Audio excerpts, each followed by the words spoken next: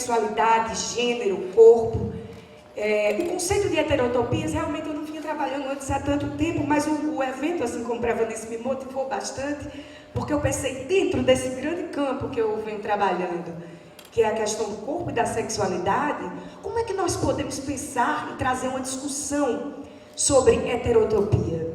Foi aí que eu pensei, né, no sujeito transexual, na experiência subjetiva da transexualidade, pensando essa heterotopia inscrita no próprio corpo do sujeito, né? Esse outro lugar, esse espaço de contraposições inscritos no próprio corpo, né? Na própria subjetividade do sujeito. Então, primeiro, eu vou trabalhar também o conceito de heterotopias, vou fazer uma ponte com o conceito, ou a figura conceitual do nômade, proposta por Deleuze, né? Que acho que há muitos pontos de contato aí, mas antes de chegar nisso, evidentemente eu vou situar, né, contextualizar a questão, primeiro falando um pouco do senso comum, que é que a gente chama de transexual, depois falando sobre sexualidade, Foucault, dispositivo da sexualidade, que é que nós chamamos, né, de dispositivo da sexualidade, para depois tratar do corpo transexual como, na hipótese que eu aqui levanto, um corpo heterotópico, certo? Então, atualmente, a sociedade, ela vivencia a aparição de múltiplas identidades sexuais, certo? Dentre elas, a transexualidade, que se caracteriza pela não identificação entre o sexo biológico, né, e o gênero. Nesse sentido, seriam aquelas pessoas que querem fazer uma cirurgia de mudança de sexo. Também chamada de cirurgia de redesignação sexual, certo? Então, é preciso fazer essa diferença, porque há diferença entre, por exemplo, o transexual e o travesti, né? O travesti é aquele corpo performático, né? O transexual, ele quer operar, interferir cirurgicamente para alterar seu sexo. São aqueles sujeitos que nascem com o corpo e dizem que o seu gênero não pertence àquele corpo, certo? Então, a transexualidade, ela configura-se atualmente como uma experiência subjetiva que se materializa em uma complexa rede de práticas e discursos que fabulam o sentido sobre uma nova condição identitária. Até hoje, a psiquiatria ainda trata, né, a transexualidade como um transtorno de identidade de gênero. Mas antes da gente adentrar esse tema, né, e os campos de saber e as formas de regulação que se dão em relação a essas experiências de intervenção cirúrgica, vamos falar um pouco sobre o dispositivo da sexualidade, certo? Então, para Foucault, a sexualidade, ela não é um imperativo biológico, né? Não existe necessariamente uma coincidência entre desejo, corpo e sexo biológico. A sexualidade é um dispositivo. Sendo um dispositivo, ela é uma rede de discursos, práticas e valores, né, que normatizam a relação do sujeito com seu corpo e com seu sexo. Por ser um dispositivo, ele é constituído historicamente. Portanto, transforma-se historicamente, certo? Então, aí eu trouxe uma citação de Foucault, né, porque ele vai definir o que é o dispositivo. Ele diz, através desse termo, tento demarcar um conjunto decididamente heterogêneo que engloba discursos, instituições, organizações arquitetônicas, decisões regulamentares, leis, medidas administrativas, enunciados científicos, proposições filosóficas, morais, filantrópicas. Em suma, o dito e o não dito são os elementos de um dispositivo. Deleuze também prolonga essa discussão, né, sobre os dispositivos, dizendo que os dispositivos, na verdade, eles são regimes discursivos, né? Sistemas, né, regimes de visibilidade e de enunciação. O que pode ser visto e o que pode ser dito em determinado tempo e lugar. Sobre essa questão do regime de visibilidade, né, Deleuze nos diz aí também.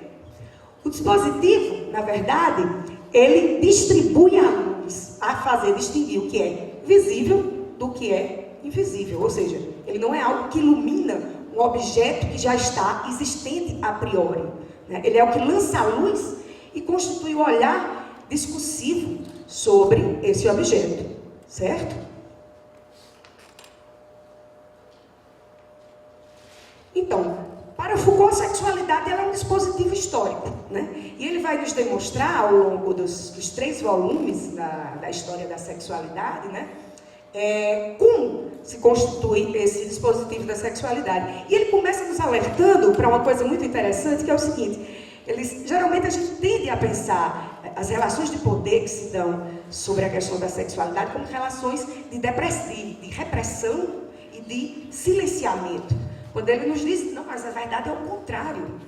O dispositivo da sexualidade, ele coloca a sexualidade em discurso. Ele sucede o dispositivo de aliança e coloca a sexualidade em discurso. E aí ele vai nos localizando, historicamente, na constituição desse dispositivo, demonstrando, por exemplo, que até o século XVIII, a Igreja ela detinha um controle praticamente absoluto sobre a sexualidade, né?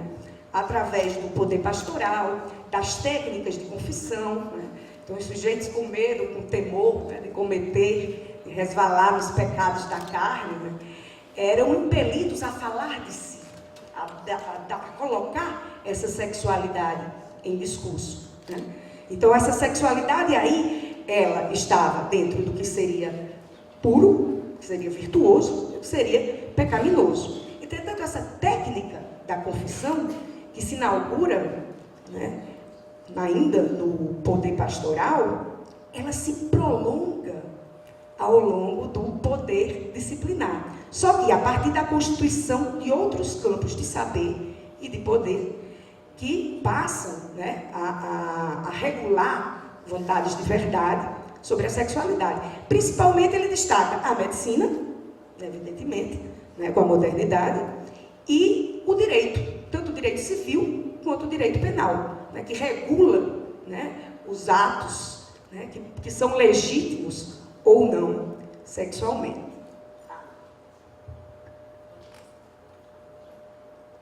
Então, no século XIX, ele é responsável, Foucault nos diz, por uma espécie de normatização da sexualidade, né? A sexologia, junto com a psiquiatria, elas tratam, né, de estabelecer, né, as relações que são consideradas normais e as que são consideradas anormais, né? Dentro dessa questão, o uso da sexualidade, ela é colocada como normal apenas quando existir o objetivo coital. Quando não houver esse objetivo, trataria-se de uma perversão sexual, né? É nesse contexto que a homossexualidade é tida como uma patologia. E assim durou até a década de 90 do século XX, quando a Organização Mundial de Saúde mandou retirar, né, do cadastro lá das patologias a homossexualidade, certo? Só que ocorre uma transição aí entre o século XIX e o século XX, marcada, evidentemente, tanto por fatores históricos, culturais, políticos, econômicos, como com a emergência de novos campos de saber, de novos paradigmas, né, que lançam outros olhares sobre a questão da sexualidade, né? Do ponto de vista histórico, a gente pode destacar, por exemplo, né, a emergência, sobretudo junto com os movimentos de contracultura, dos anos 60 e 70, os movimentos das minorias sexuais, né, e das minorias de gênero, como o feminismo também, que politizam a questão do gênero e da sexualidade. Paralelamente a isso, né, várias áreas das ciências humanas já vinham desenvolvendo pesquisas nesse campo, né? Por exemplo, na década de 60, a antropologia ela passou a deixar de ver o gênero masculino e o gênero feminino como determinismos biológicos, que pensava-se, né? Nasceu-se mulher, há um determinismo biológico que conduz determinadas formas de comportamento coerentes com o papel social da mulher. E assim também com o homem. Essa visão, né, que resvala num certo determinismo biológico, ela passa a entrar, né, num processo de declínio, quando a antropologia ela diz que o gênero é uma construção sociocultural e uma construção histórica, e não uma determinação biológica. Isso, juntamente com o movimento feminista e a aparição também das primeiras manifestações, principalmente nos anos 70, em São Francisco, que ainda não se chamava movimento LGBT, evidentemente, que essa sigla é mais recente, né? Mas que já reivindicavam o direito à diversidade sexual. O filme Milk, por exemplo, ele retrata muito bem, não sei se vocês já viram com Champagne, ele retrata muito bem esse processo de politização, a questão das identidades sexuais, no contexto norte-americano, mais particularmente de São Francisco, da década de 70, certo? Então, no século XX a gente tem, além da emergência desses movimentos que politizam a questão do gênero e da sexualidade, novos paradigmas das ciências humanas na interpretação da distribuição de gêneros e das sexualidades. Isso faz com que a própria sexologia, que enquanto campo de saber que se instituiu no contexto do século XIX, se a princípio ela era, digamos assim, movida por um modelo do determinismo biológico, né, que separava os gêneros, as sexualidades, como se existisse uma paridade entre sexo, corpo, biologia e desejo, né? Isso diziam as teorias de determinismo biológico da sexualidade do século XIX. A sexologia, impelida tanto por um contexto socio-histórico mais amplo, mas com a aparição de novos paradigmas dentro das ciências humanas na interpretação dessas questões, ela é impelida a mudar de posição, né? E a compreender também tanto a sexualidade como uma construção histórica, como a divisão de gêneros também como uma construção histórica, né? A partir dessas questões, aparece, alguns autores chamam de uma multiplicidade de identidades sexuais, né, que a gente tem. Parece que cada vez tem uma letra a mais na sigla. Eu sempre fico preocupada quando eu vou falar, porque sempre acrescenta uma letra a mais, né? E às vezes você fica... Mas tem LGBT, né?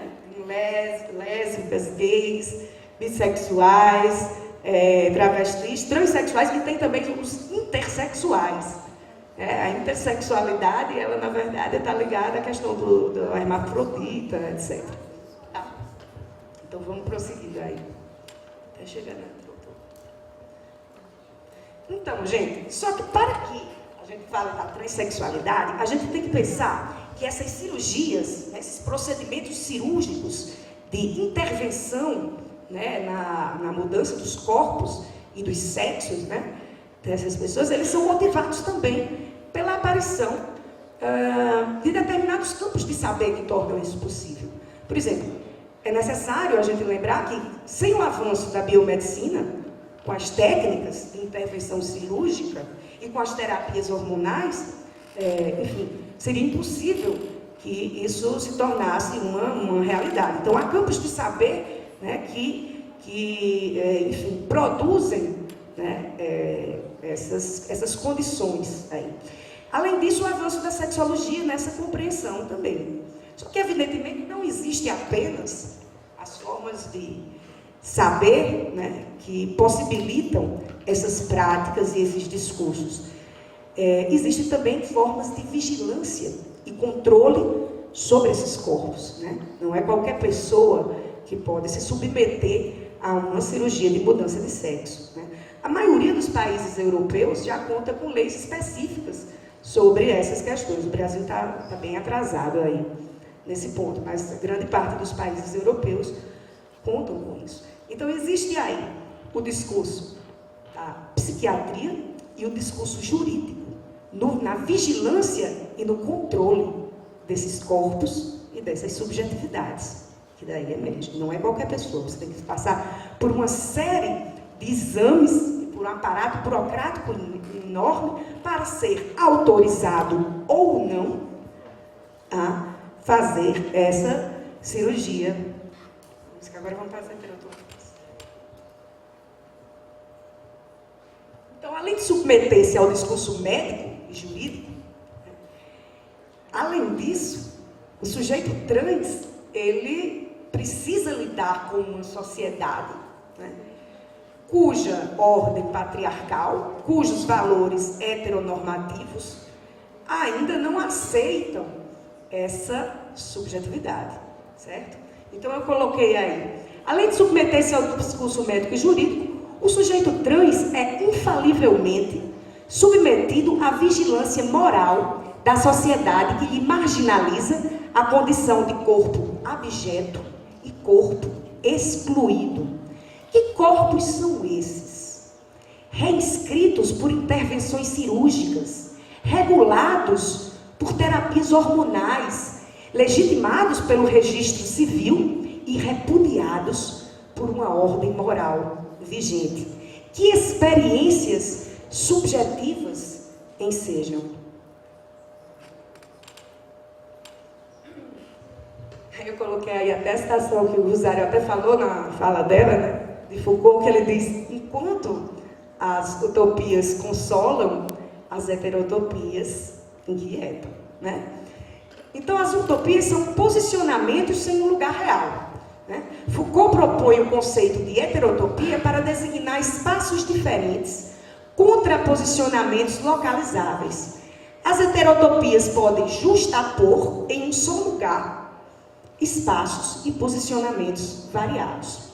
Quero me deter no que ele denomina e designa de heterotopia, dentro daqueles 6 princípios, né? Como heterotopias de desvios, né? Que são aquelas que se localizam no sujeito cujo comportamento desvia da norma, né? Que é o caso da prisão, por exemplo. Só que a heterotopia que a gente está pensando aqui não é de um espaço em que se encerra esse sujeito pelo desvio, é que o seu próprio corpo é o desvio de uma ordem moral vigente. Essa heterotopia, ela se inscreve, né, no corpo, que é o que mais tange a subjetividade, né? Então, nesse sentido, podemos pensar o corpo transexual como um corpo heterotópico, o corpo que escapa ao discurso normativo por carregar em si as marcas que subtraem a suposta essência que corresponde, ou faz corresponder, ou tenta fazer corresponder, natureza e identidade. Sexo biológico, gênero, desejo, identidade. Certo? O corpo que carrega posicionamentos aparentemente incompatíveis. Como no enunciado da revista anterior, né, que aparece a imagem, o jeito de se vestir, o corpo de um homem, masculino, e meu nome é Tereza, né, que na verdade é uma transexual. Então, veja, a gente pode ver aí exatamente esse corpo que justapõe o que até então parecia impossível. Justapor dentro de um só corpo características de 2 gêneros.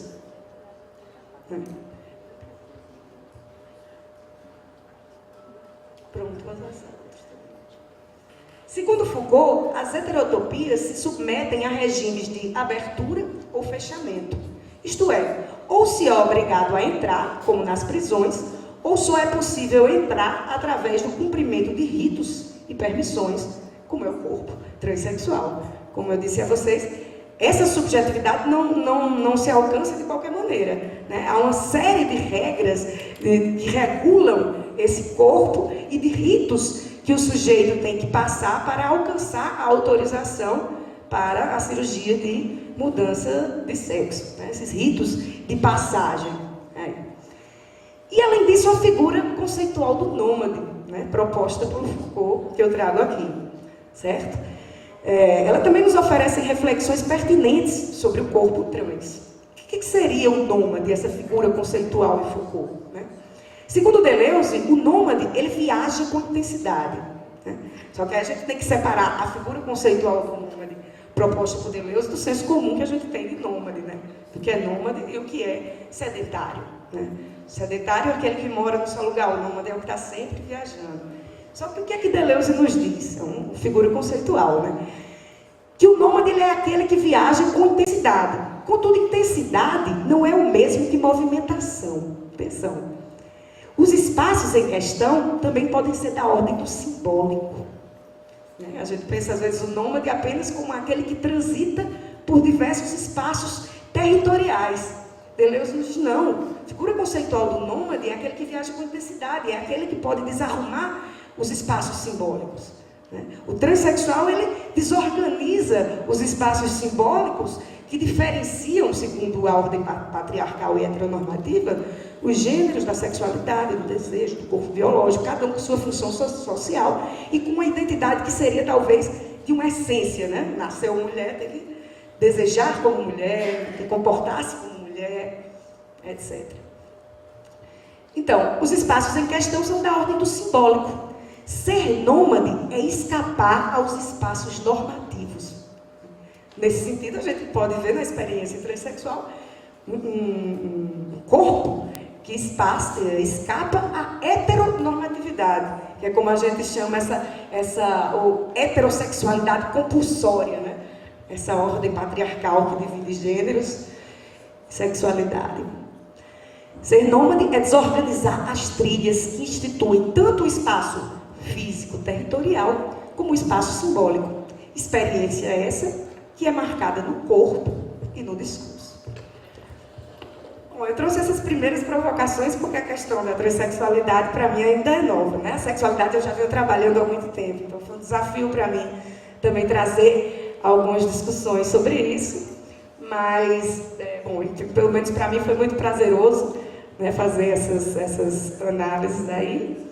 Espero que tenham gostado e estamos abertos para o debate. Muito obrigada.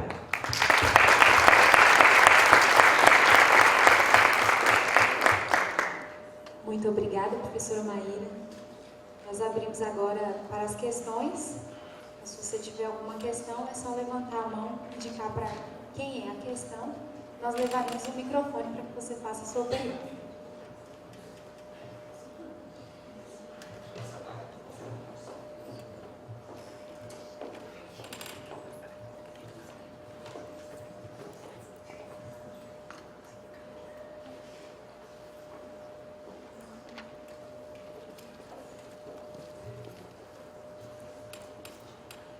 Bom, eu parabenizo, né, nossas três colegas, né, Denise, Maíra, pelas apresentações, né, tão, além de tudo tão bonitas, né, que nos fizeram passar uma tarde aqui muito inquietante, muito boa, né. Eu queria só fazer alguns comentários, na verdade, acho que a função nossa aqui é essa mesmo, né, diante de falas tão perturbadoras, assim, né, pra gente, falar só algumas coisas, assim, e mais o que eu vi de regularidade, vamos dizer, né? Os temas são bem diferentes, né? Discurso político, a Vanice, a sala de parte, a violência, a Denise, transexual, a Maíra, mas me parece que algumas coisas são, assim, ficaram bastante marcantes, né? Bom, a Vanice, ela historicizou a nossa leitura, né, do Geada, e enfatizou que nós fomos levados a olhar para o tempo, né, Vanice? Olhando para os historiadores, né, e particularmente essa relação do Michel Foucault com Brodel, né, a história das durações, né, a longa duração, média, a curta duração, e que isso talvez tenha nos afastado do espaço, né? Eu não sei se eu concordo muito com isso, mas eu acho que tem aí uma coisa bem importante, que é o fato de você ressaltar que o Foucault, ele espacializou a história, né? Então, as diferenças entre ele e o Brodel seria o fato de que ele espacializou a história. Mas também eu penso que ele temporalizou o espaço. Então, eu não vejo uma separação, assim, tempo e espaço. Tanto que quando ele fala de heterotopia, ele fala que toda heterotopia também é acompanhada pela heterocronia. Aliás, aqui, fazendo uma digressão, né, às vezes eu penso que talvez a gente pudesse pensar o que é que o Bakhtin pensa de cronótopo e o que é que Foucault pensa enquanto heterotopia. Porque me parece, né, Vanice, se você puder comentar um pouco isso, que é difícil separar em Michel Foucault o tempo e o espaço, né? Então, dizer, olha, ele espacializou a história, né? Mas ao mesmo tempo também ele temporalizou o espaço, historicizou o espaço, portanto, né? Tá? Depois outras coisas.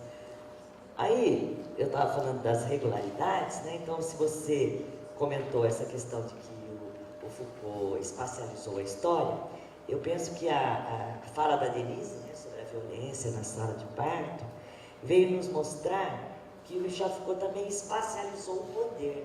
Como isso é legal, quando você mostra que o parto sai do espaço doméstico e vai para o hospital, isso é acompanhado de toda uma teia de poderes, né, que vão aí se instalando, né, a figura do médico, a figura da parteira, etc.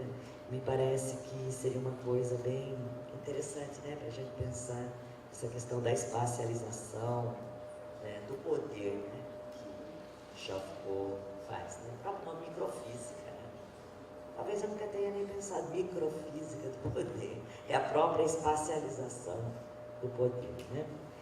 E daí a Maíra, né, quando ela fala que a heterotopia transexual é algo que se inscreve no próprio corpo, e daí até comentei com você outro dia, me leva sempre a, quando você fala, a pensar no filme do Almodóvar, né, A Pele que Eu Habito. Nossa, já pensou? Analisar, né, essa heterotopia corporal aí no filme A Pele que Eu Habito. E você vai mostrar então que corpo e espaço são inseparáveis mesmo, né? Corpo, espaço, tempo, não tem como, né? História, corpo, espaço, tempo, e que a medicina, a religião, o direito, enfim, esses saberes vão tentar tropicalizar o corpo, né? Vão tentar colocar o corpo real.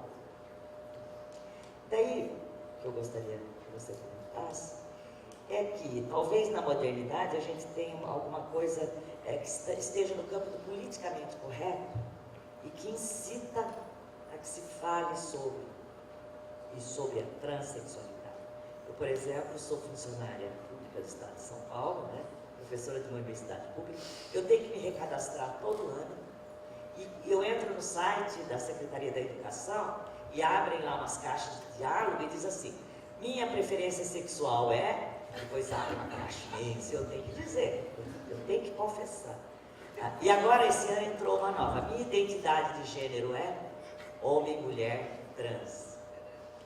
Então tem uma coisa aí do politicamente correto, né, que de alguma maneira tenta normalizar, né, esse movimento, né, aquilo que é fora da norma, tenta normalizar. Bom, mais para voltar ao debate, né? Inclusive, uma crítica que Foucault fez ao movimento gay é essa coisa de você estar tentando fixar as identidades, né? Isso que você fala de confessar, né? Ora, isso veio do próprio movimento, né?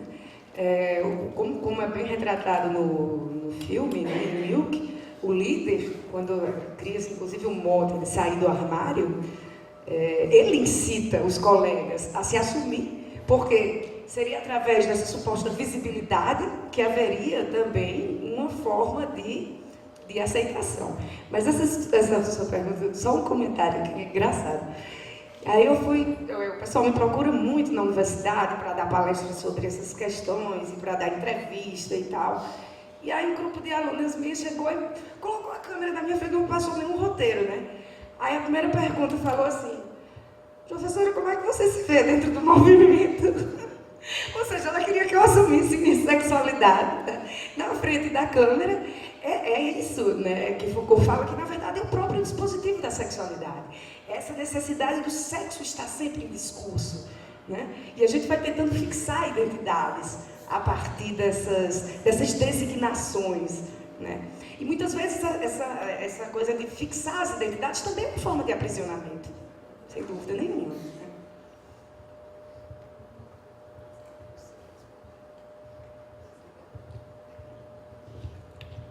Eu queria só, nessa ideia da espacialização, voltar um pouco, até porque eu pulei, mas eu acho bastante interessante quando Foucault começa então a escrutinar e a falar sobre como esses hospitais foram construídos, e em especial dizendo, e tem uma passagem que ele explica assim: então precisava se analisar como que as pessoas estavam distribuídas nos leitos, nos quartos, enfim.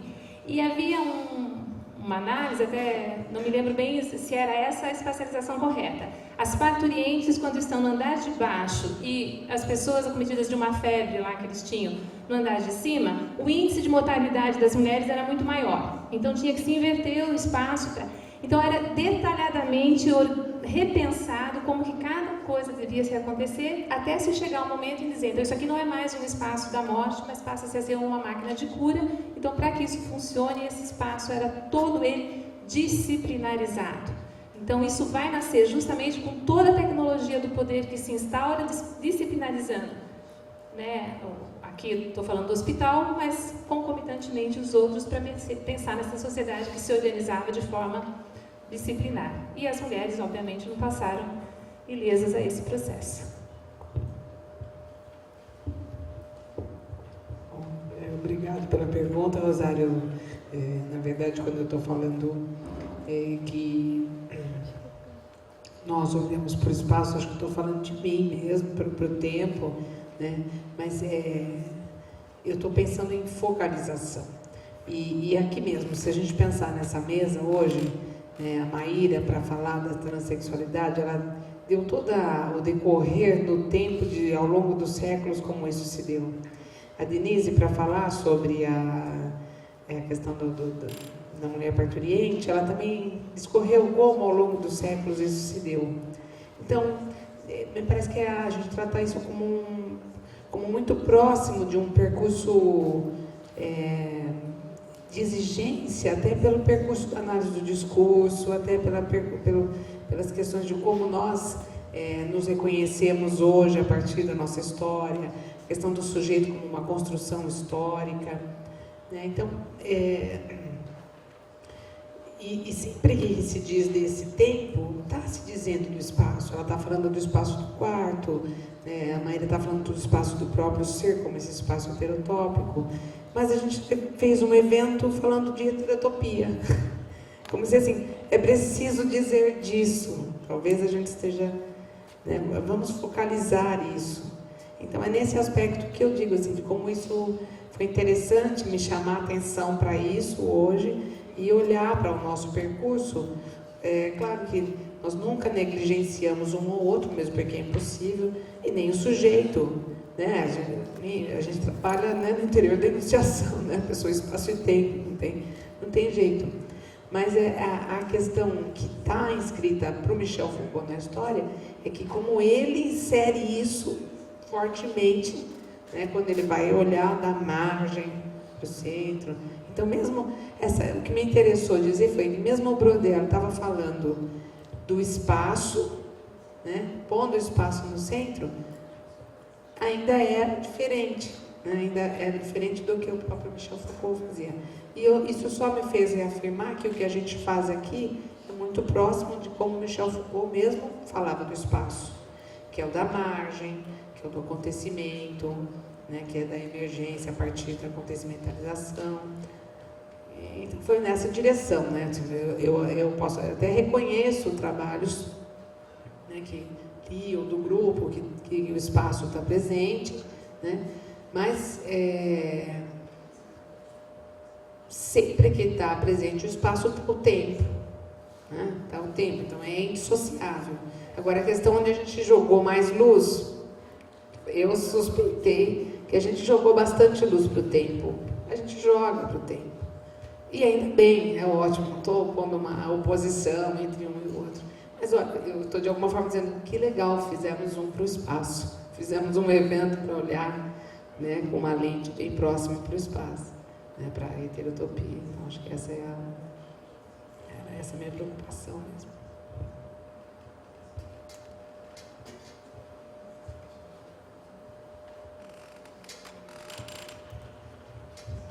Boa tarde, eu também quero cumprimentar a mesa pelos trabalhos que foram apresentados e eu gostei dessa última colocação da Maíra, em resposta à questão que a Rosário coloca, sobre a questão de fixar a identidade, né, essa importância que se dá à classificação, você se reconhecer em uma identidade, reproduzir, cuidar dela, né? Como isso é interessante aos poderes de um modo geral, né? De que interessa, né, vamos dizer assim, aos poderes um indivíduo anônimo? Então, a identidade, o Foucault reitera isso em alguns momentos, ela é uma armadilha, né? E lá no Sujeito do Poder ele pontua uma questão que eu acho que é bastante pertinente, que a nossa questão não é descobrir o que somos, mas é a recusa do que somos, e é a diferença, né? Agora, claro que a identidade ou esse conceito, se a gente pensa num certo, vamos dizer assim, se a gente pensa numa arqueologia, né, desse conceito enquanto uma emergência, uma importância que ele tem nos anos 70, 80, né, tem uma dada configuração. E problematizando esse conceito, né, a gente percebe que com Foucault a gente estaria mais no campo da diferença, né, da singularidade, né, que é justamente a negação, né? E uma outra coisa que me chamou a atenção, é só uma observação também de caráter mais geral, essa questão da relação do poder com o espaço, né, e observando esse pós-fácil do Daniel Defer, que aparece no texto, ele pontua em alguns momentos, né, e a mesa coloca isso, o poder se efetiva no e pelo espaço, né? Então, escrever uma história dos espaços é também escrever uma história das relações de poder e onde elas, nos locais, né, com os quais, né, elas se inscrevem, né? Era só uma observação, né? E aí tentar articular essa multiplicidade do espaço com a questão também, né, o Foucault vai mencionar isso em algum momento, na espacialização das subjetividades, né? E reiterar essa ideia do espaço. Agora, eu também não saberia responder a Rosário também sobre essa questão, até mesmo porque não é um campo, também não é a minha pergunta direcionada, mas essa questão do espaço, se há um predomínio de um sobre o outro, como lidar com isso, é uma questão que fica também, eu acho que o evento traz como uma problematização e uma inquietação, né? E tomá-lo como um espaço privilegiado de compreensão de como o poder opera. Você tem aqui novamente, né? Então, é só uma observação. Eu queria fazer um comentário sobre essa questão de fixar identidades, né? De fato, você colocou aí, ora, a quem interessa isso, se não ao poder, né? Essa necessidade de desenhar uma identidade, de compreender, eu estou orientando um trabalho de TCC de uma aluna, que a gente está pensando como as revistas semanais constroem a figura do mascarado nas jornadas de junho, nas manifestações de junho. E a gente vem estudando um pouco esse signo da máscara ao longo da história, como ele aterroriza, como o anonimato aterroriza. E a gente estava vendo, por exemplo, existiu no início do século XX, né, principalmente as teorias de massa, um medo muito grande dos motins, das lutas, né, pensava-se a sociedade de massa como uma sociedade homogênea, né, marcada pela aquela força, né, da coletividade, e uma angústia de compreender, né, de fixar essas identidades.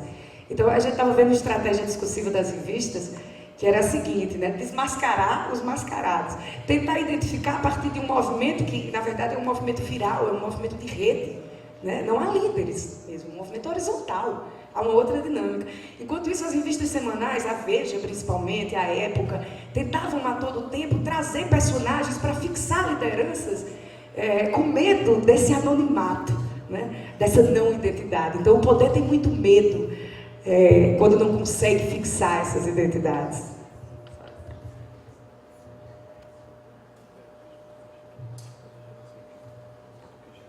Só queria saber se tem ainda tempo, senão eu não pergunto. Posso continuar? Newton, nós temos um tempo assim? Tá. Parabéns, né, a vocês três pela fala.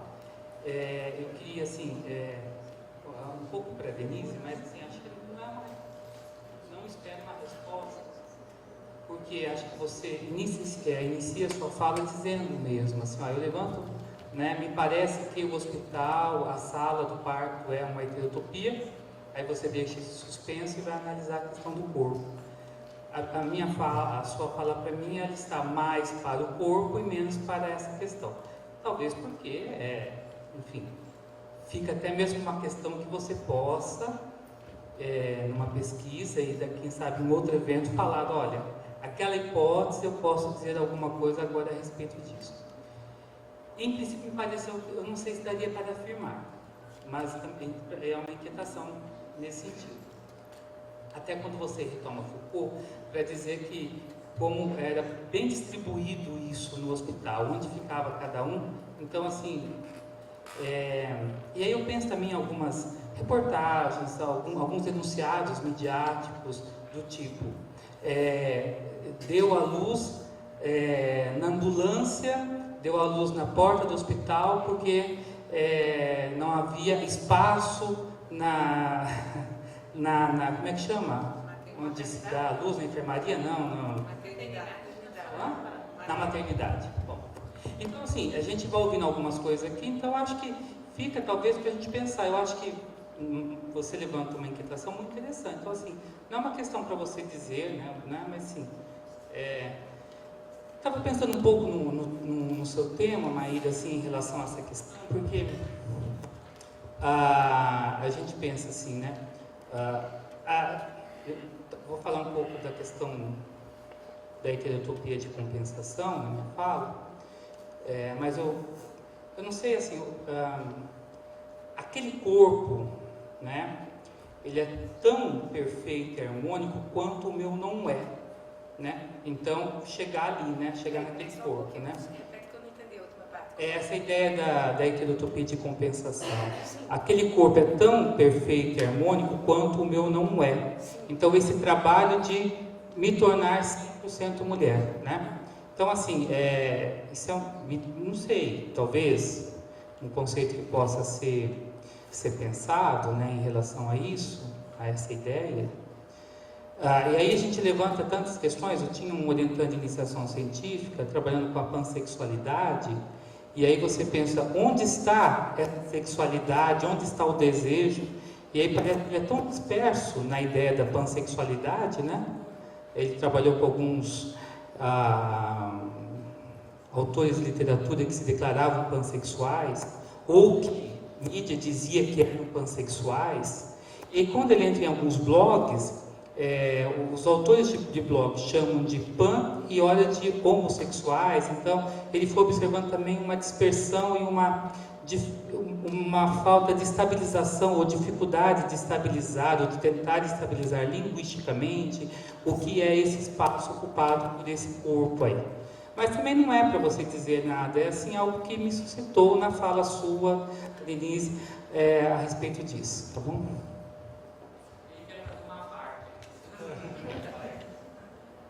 Quero parabenizar a mesa também pela exposição. Minha pergunta, na verdade, comentário também, uma inquietação, vai para a Maíra.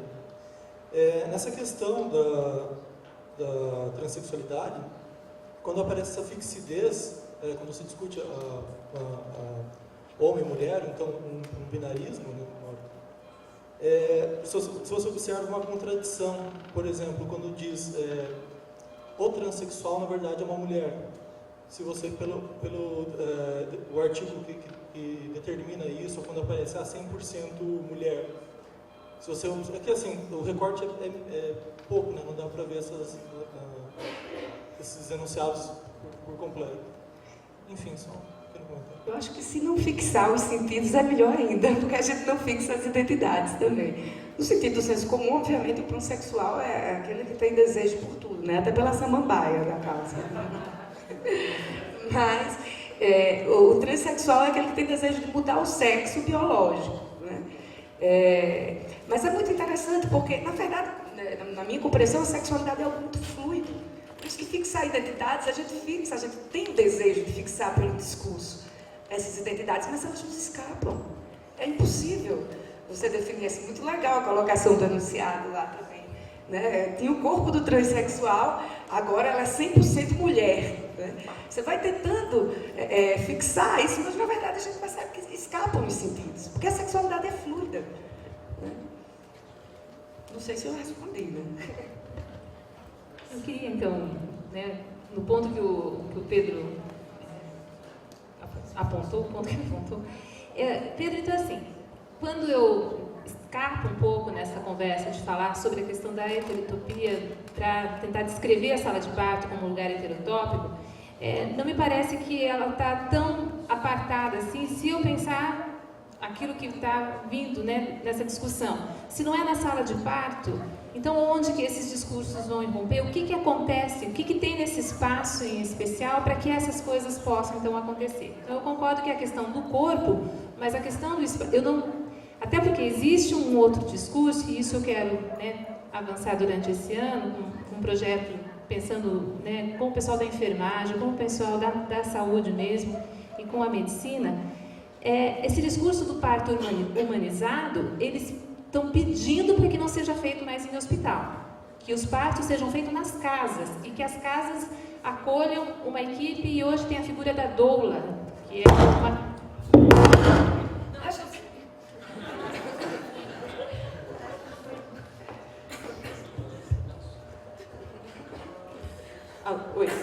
Enfim, quando eu me propus, né, a pensar um pouco nesses discursos, não poderia ser talvez outro, né, poderia, mas eles acontecem em função, acredito, e está aqui, né, porque está no lugar, é a figura do médico. Quem que entra na sala do parto? Né?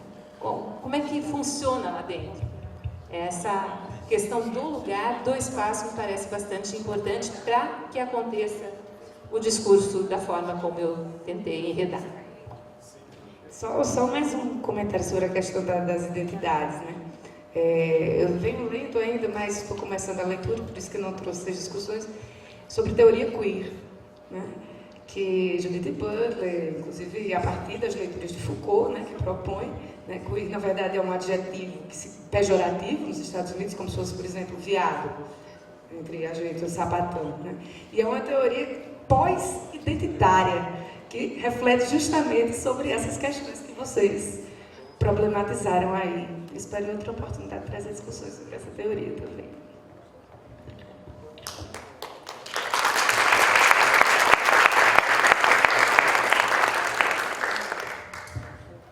Nós agradecemos as professoras Vanice Sargentini, Denise Witzel e Maíra Nunes pela composição belíssima dessa segunda mesa de conferência e nosso primeiro dia do 30 anos com Foucault, Corpo e Heterotopias. Agora, para finalizar as nossas atividades de hoje, nós chamaremos o professor mestre Vitor Pereira de Souza. Ele é pós-graduado em Linguística pela Universidade Estadual do Sudeste da Bahia, programa de pós-graduação em Linguística. Muito obrigada mais uma vez.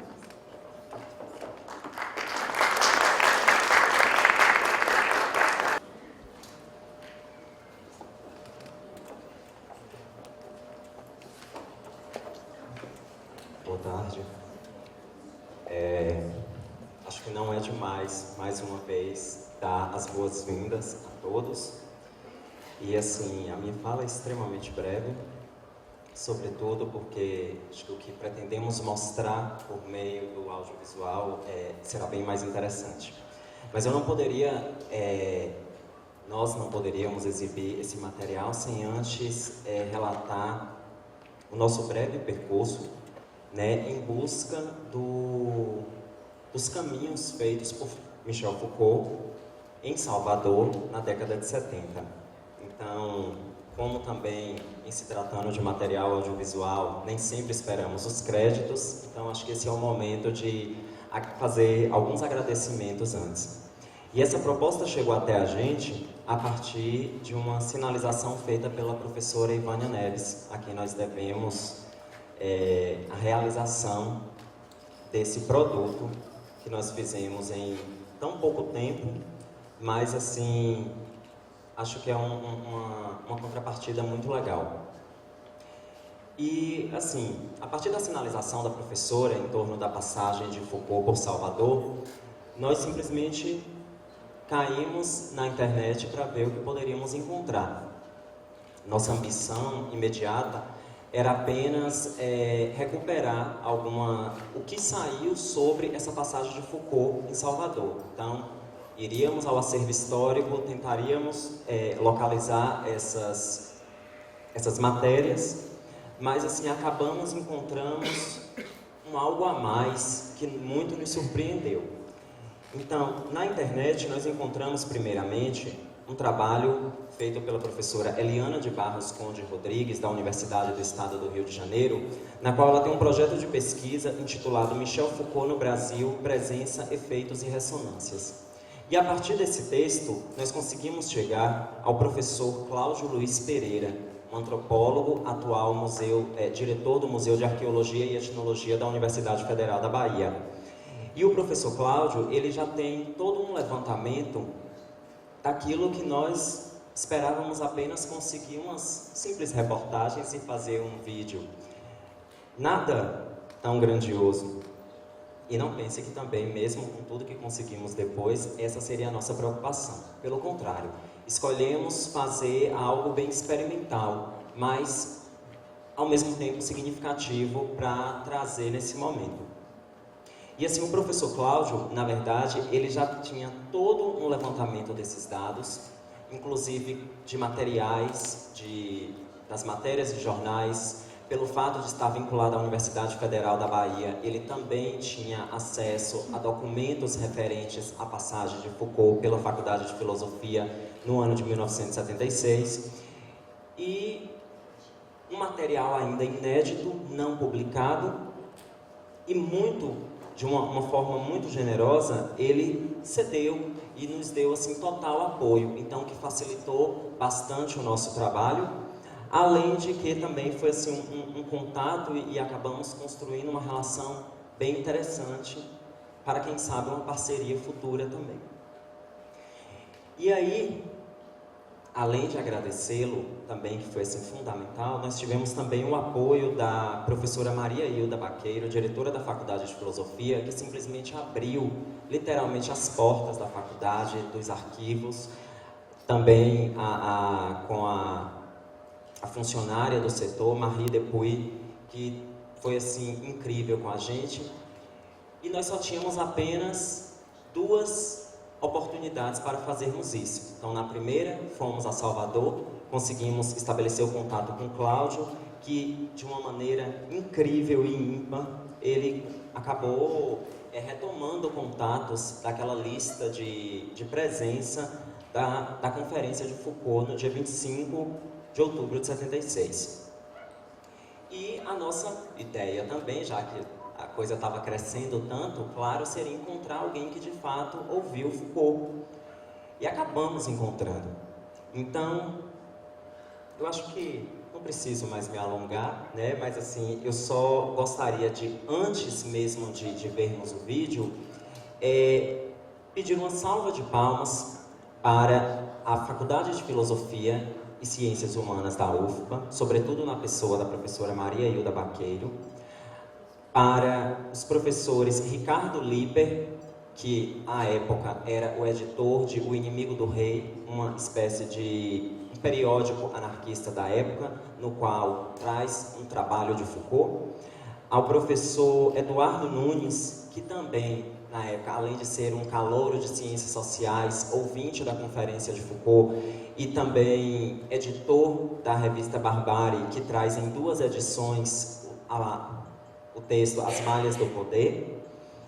E um agradecimento ainda maior para o professor Cláudio Luiz Pereira, que, sem sombra de dúvida, ele facilitou muito o nosso trabalho. Então, vamos ver aí.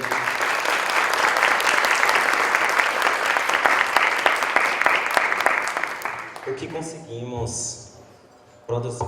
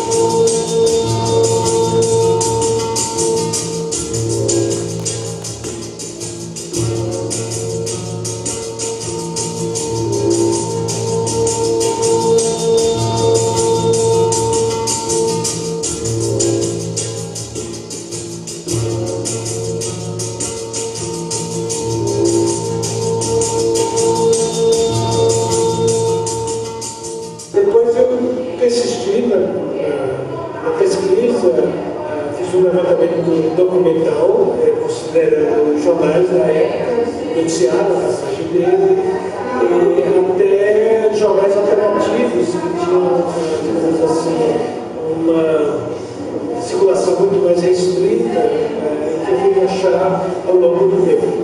Eu fiz, ao longo da pesquisa, uma série de entrevistas com pessoas que tiveram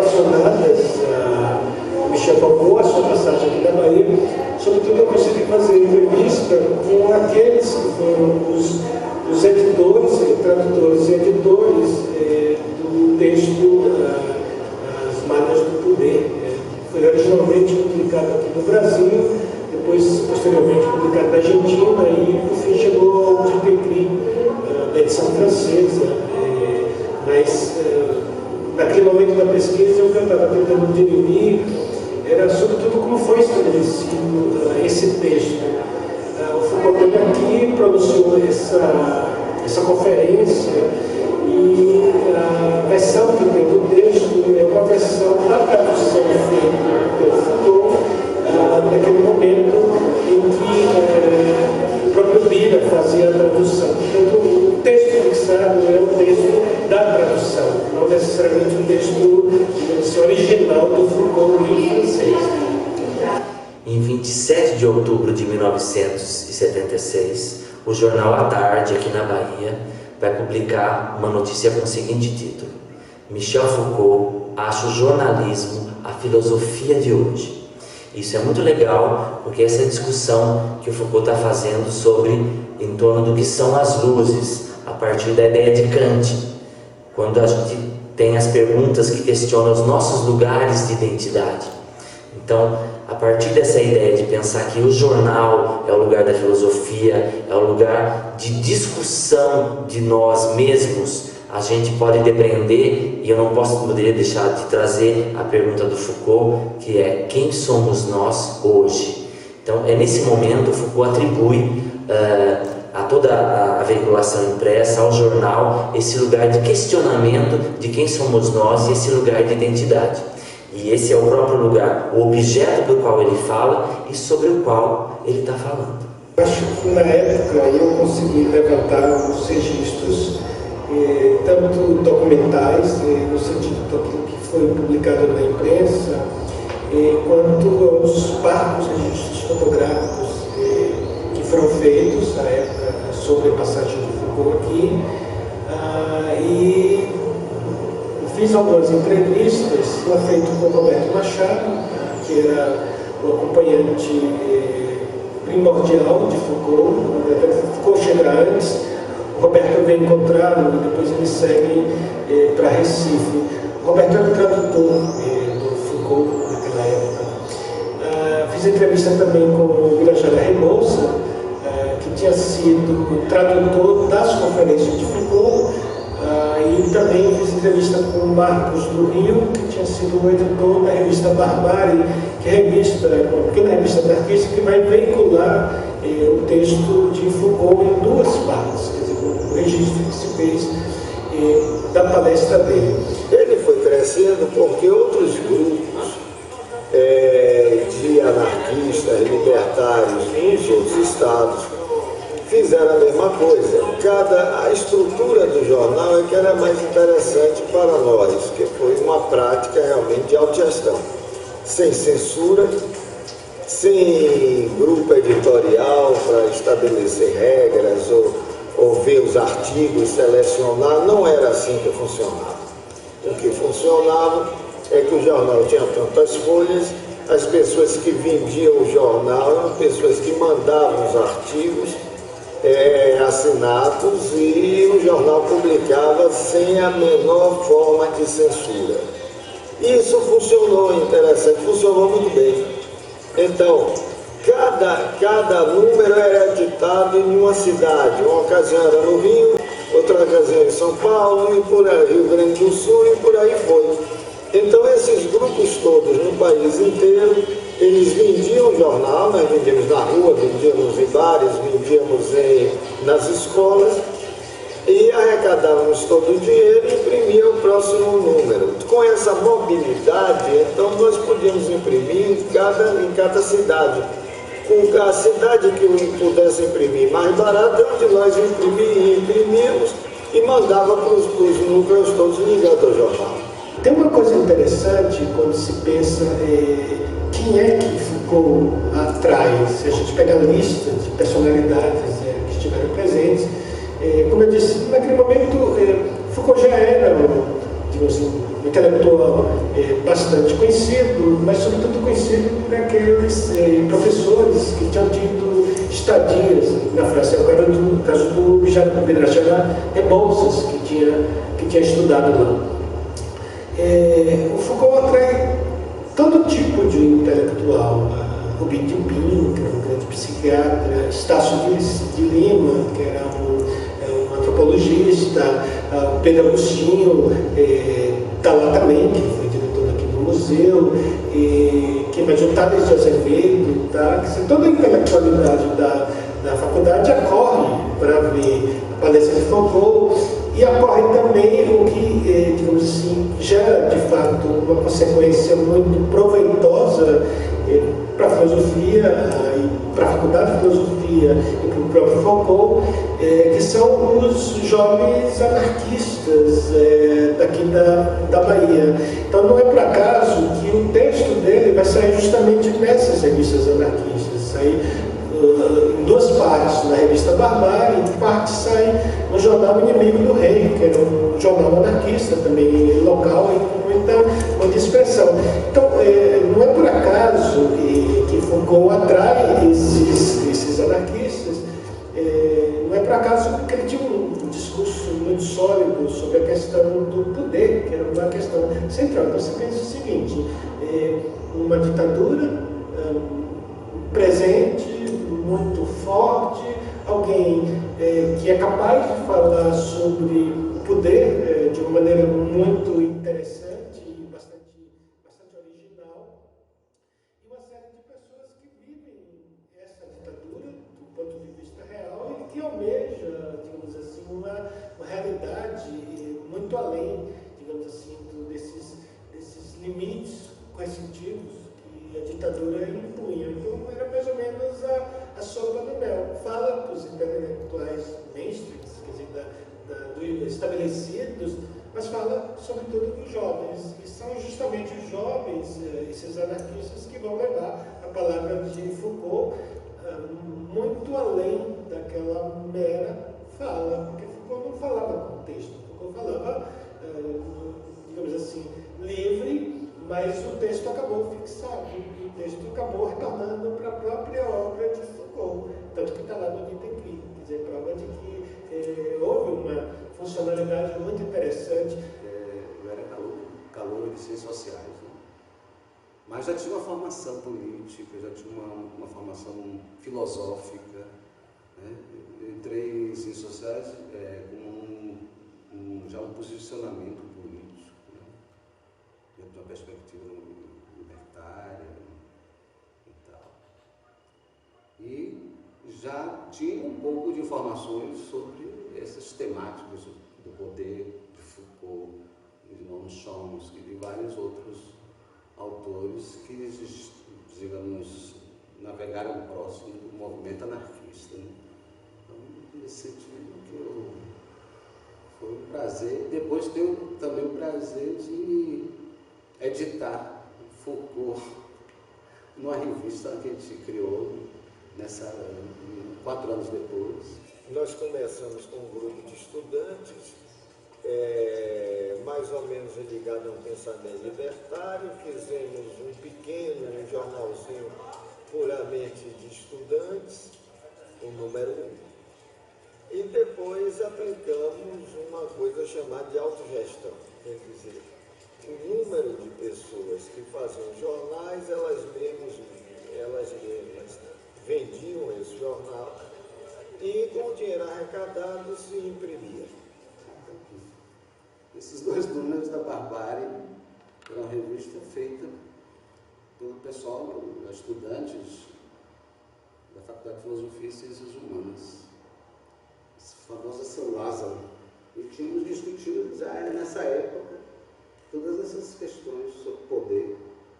E Foucault era um desses que estava trabalhando, né, e famoso já. Essa palestra, de certa maneira, é uma montagem. Ela não corresponde necessariamente a uma palestra com começo, meio e fim. Ou seja, aquilo que foi publicado não quer dizer que exatamente foi a palestra daquela maneira. Aquele texto, parte saiu em jornais, como entrevistas, em parte foi colocado como texto da palestra publicado nessas revistas anarquistas, mas não quer dizer exatamente que a palestra foi aquilo. Aquilo é um resultado que se chegou a partir das várias notas que o Birajara Rebouças tomava para fazer a tradução na hora. Né? Porque o Foucault falava, ele tomava notas para traduzir e fazia a tradução instantaneamente. Realmente nós éramos coerentes com o que pensávamos. Não tinha nenhum tipo de censura. E as pessoas apenas tinham aquele espaço. O pessoal de lá mandava e o sucesso foi grande, interessante. Sem ninguém para selecionar artigos, selecionar coisa nenhuma. A coisa foi anarquista mesmo, até na maneira de fazer. E na Barbárie, as Malhas do Poder, que foi a palestra de Foucault aqui na Faculdade de Filosofia, eles assistiram a palestra e um professor que traduziu deu o texto para eles publicarem. Uma revista que circulou dentro do meio universitário, dentro da Faculdade de Filosofia, dentro da Universidade Federal da Bahia.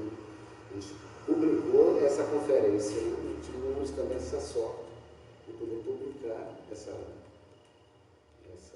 conferência dele. E depois soubemos que essa conferência foi retraduzida em francês. Ele basicamente tinha uma programação de acordo com o ofício que foi expedido pelo Eduardo Sabac, que à época era diretor da Faculdade de Filosofia, mas aquilo não foi cumprido rigorosamente. Parece que houve um ruído de comunicação daquilo que foi originalmente estabelecido pela Aliança Francesa, porque o Foucault vinha pela Aliança Francesa, e aquilo que se realizou de fato na Faculdade de Filosofia. Acho que estavam previstas palestras para serem feitas na faculdade e outras nos CEAS, ficava também ali muito próximo da faculdade. O fato é que, não sei por que razão, mas aquilo ficou restrito a apenas três falas, 3 conferências. Uma delas não aconteceu. Uma das perguntas que fizeram para o Foucault foi por que ele veio ao Brasil e por que ele veio à Bahia. Bem, aí o Foucault não poderia deixar de retomar o episódio que tinha acontecido em 1975, quando um mandato de última hora acabou sendo revogado da expulsão dele daqui do Brasil. Então ele disse que acabou aceitando esse convite para vir à Bahia muito mais como um desafio. Então o Foucault queria mostrar realmente como são essas relações de força e de que maneira se exercem esses lugares de resistência. Considerando esses antecedentes de natureza política, assim, é evidente que Foucault não está aqui por mero acaso. Ele praticamente se impunha digamos assim, uma missão de contestação, se a gente considera tudo que o Estado tentava fazer contra ele naquele momento. Portanto, acho que não é ao acaso essa vinda. Eu não sei bem qual foi a motivação para ele sair do eixo Rio-São Paulo e vir até o Nordeste brasileiro, porque ele vem a Salvador, daqui de Salvador ele vai até Recife. Provavelmente acordos relativos à Aliança Francesa que respaldava essa intenção de retornar, quer dizer, não retorna para a USP, onde ele originalmente dava cursos, nem ao Rio, ele volta para cá. Então o Foucault realmente esteve aqui para mostrar para a gente que um lugar de resistência é possível. E se pode certamente enxergar uma intencionalidade de parte do Foucault, quer dizer, de falar sobre o poder e a despeito do poder, ou contra o poder, porque o poder não queria que ele estivesse aqui. E por outro lado, dizer as coisas que ele diz, que no fundo ele enfrenta a questão das malhas do poder e as muitas questões que estão envolvidas nisso. Essa entrevista se realizou na Faculdade de Filosofia e Ciências Humanas da Universidade Federal da Bahia. E nesse momento, o Foucault vai dizer para a gente que ele não tinha um pensamento clássico, que na verdade ele tinha obsessões. Inclusive o título desse jornal, A Invasão, dessa matéria se chama As Obsessões de Michel Foucault. E a gente conhece bem que as obsessões dele nesse período eram no domínio da sexualidade, no domínio da anomalia sexual. ele trabalhava com as questões de normalidade, outra obsessão era o poder, a questão do sujeito, que vai aparecer em toda a obra do Foucault. Nesse momento todo foi um momento de, digamos assim, crescimento político até meu, né? Ele mesmo já com um embasamento teórico e tal, a universidade, a faculdade de filosofia também instrumentalizou mais ainda, né, nessas áreas. E aí em 80, exatamente, a gente discute, porque você tem acesso àquela, eu tive acesso àquela conferência pela segunda vez, né, na conferência, na tradução simultânea, feita pelo Birajara, e escrita transcrita por ele, e a coisa dos arquipélagos do poder que tem na revista, né, que são das falas dele, são coisas exatamente que a gente estava nesse momento discutindo. A revelia, digamos assim, da própria tendência mais marxista, que era vigorava muito ali na Faculdade de Filosofia e Ciências Humanas. Eu acho que o Foucault era um crítico dessa perspectiva. Uma outra pergunta muito interessante que foi feita a Foucault era o que ele achava da cara do brasileiro, o que ele achava do corpo do brasileiro. E o Foucault começa essa resposta rindo e se justificando, porque na verdade ele não estava pensando o corpo do brasileiro enquanto lugar de expressividade, mas nas suas relações de força. E é nesse momento que ele fala justamente do jogo de capoeira. Ele diz que é um jogo simbólico, mas que ao mesmo tempo em que é o jogo simbólico, a representação da reafirmação do corpo nesse jogo é um exercício de poder por meio da força física. E ao falar de jornalismo nesse momento de opressão da ditadura, ele solta uma frase muito bacana. Ele vai nos dizer: a liberdade nunca é demais.